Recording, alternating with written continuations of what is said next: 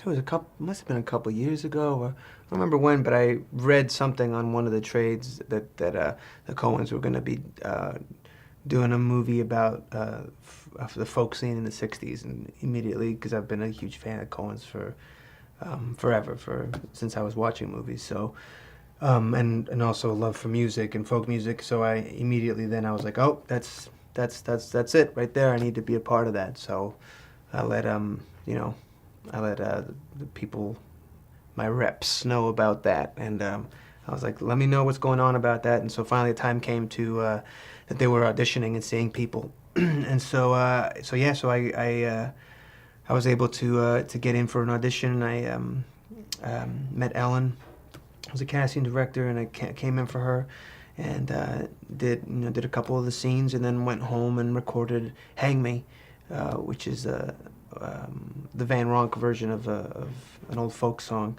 that they were having, I think, a lot of people sing and put on tape. And I did that.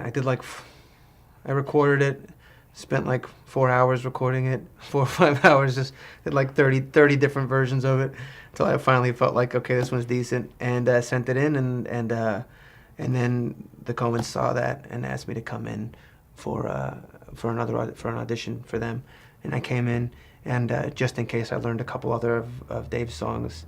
I learned Dink's song and a couple other ones, and did the scenes and played a couple songs, and then it was great. It felt really good in the room, and then they said they'd let me know, and then a month later, I got after a month of agonizing over whether I was going to get it and screaming out to the universe, "Give me this!" I finally got the call. Joel called me, which was a great way to find out, which was really just kind of goes to his personality and just how kind he is, and said that they wanted to do the movie with me.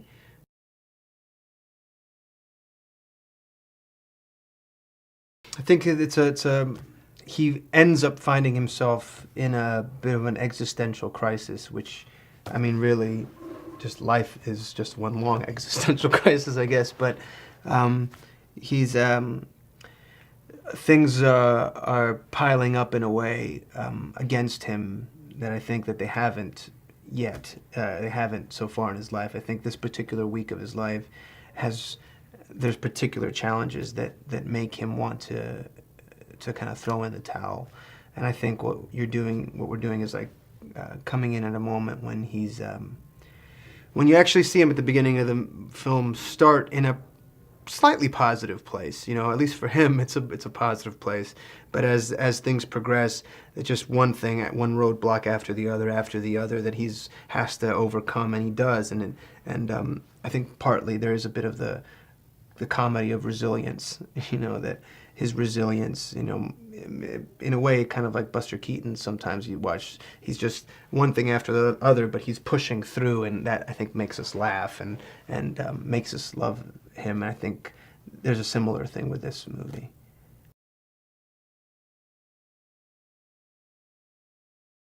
That's the thing. Whenever I knew I was doing good, or when a scene went well, is when I would see them, Joel and Ethan, laughing the most. And the times they would laugh the most is whenever I would forget that it was a comedy and just treated it as tragedy. Whenever I was in the most internal pain in any given scene is when they would laugh the most. And I think that's because, but it's not a laughter of like, ha ha. It's the laughter of recognition and of like, that's true. We laugh because it's awful, and that's how life feels, often. But out of that comes a joy. It's not a cynical view of life.